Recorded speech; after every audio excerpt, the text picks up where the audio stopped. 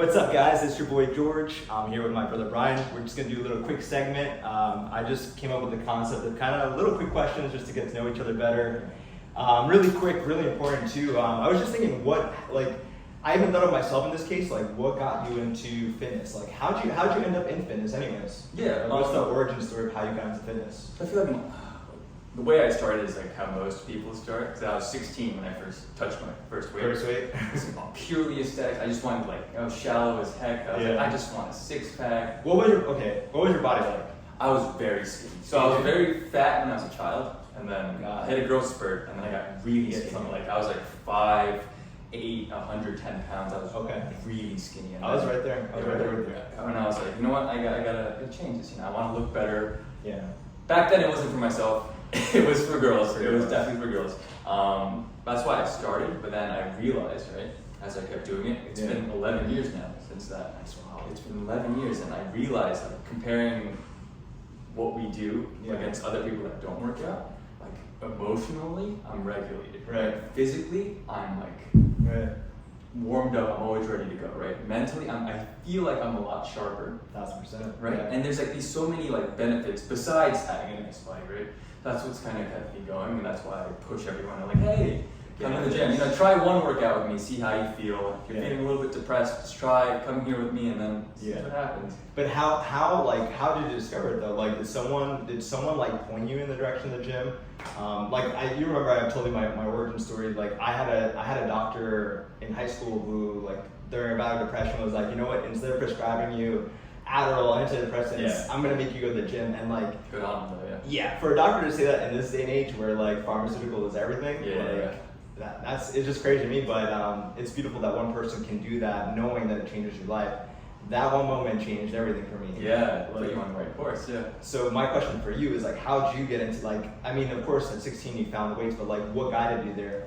Honestly, it was just people on YouTube, because people around me haven't really been working out, to be honest, at that time in my life.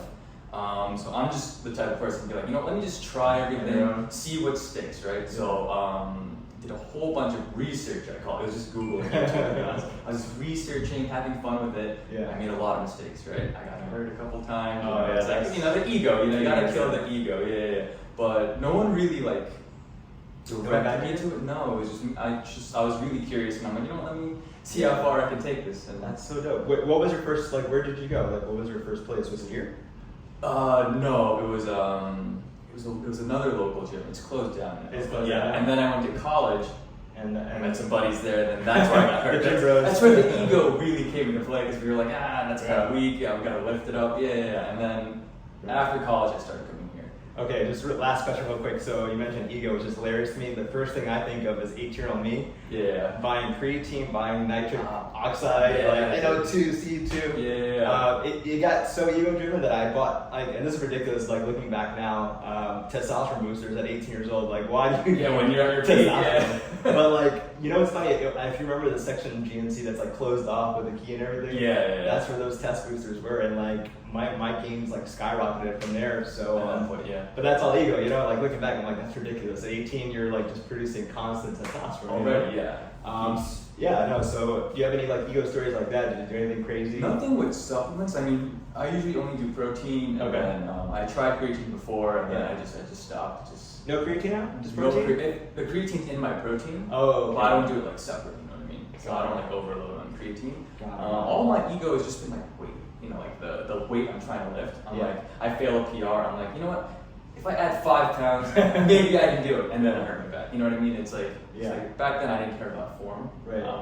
I'm just you know what? Let me impress people that no one's really watching. Let me impress everyone in the gym, and then I end up getting hurt. So. You see that today? Those people who impress people. There's 9 plates, but they have no muscles. They're just lifting weight. I'm I saw something worse. I saw someone load up a bunch of weight, take a picture, a selfie with it, and then put the weights back. I'm just what are we doing here? It was at this gym too, dude. It was wild, so kill the ego. We gotta kill the ego. So last, before we cut off, what's the number, obviously besides the physical, and you kind of mentioned a little bit, people don't know there's so much more to this that you do get, that you benefit from. What would you recommend to your friends or anybody who's watching this, the number one reason why you should go to the gym and work out? Honestly, besides what everyone's saying, aesthetics, emotional health, and everything, it brings structure into your life, right? And I feel like most people, out of school especially, struggle because your entire life up until that point has been structured. Go to class, do homework, go to bed, and all of a sudden you're an adult and you're like, there's no structure. So it at least brings like an hour of your day, like complete, total structure, Right. And that usually brings stability. Agreed. And happiness, you know what I mean? Because like then you can branch off and do what you gotta do. But if you don't have like a set schedule, Yeah. your life will be chaos. No, I agree with you. And then on top of that, the number one thing that I recommend, you probably do this. We haven't even talked about this. But make your bed when you wake up. Do you do it? 100%. That's the number First one. thing I do. Yeah. That's how you set structure. It's funny. There's a book on this where the military they make them make their bed. That's why they do it the first Yeah, day. it's called Make Your Bed, right? It's called Make Your Bed. Yeah, Yeah. I feel like I read it. Yeah, Dude, it's such a simple thing, but that one thing sets the tone of how your day should be. And Yeah. like, there's so many people who wake up, leave their bed a mess, and it's funny because it mirrors their life. Their life is a mess. Yeah. It's like your room or your house is a reflection of you. So the first thing you want to do is like declutter, Everything. organize, and your mind will be decluttered. And I feel the gym does that for you too. That hour where you're just focused on whether it's running, weightlifting, you're just breathing and you're relaxing, or you're dialed in. So Yeah. thank you so much. I know you're in a rush to go to work, but thank you so much for taking the time to make this content. Always a pleasure. And we'll see you guys soon. Awesome. Thanks, brother. Nice. That's good. Yeah, that's awesome. Hopefully no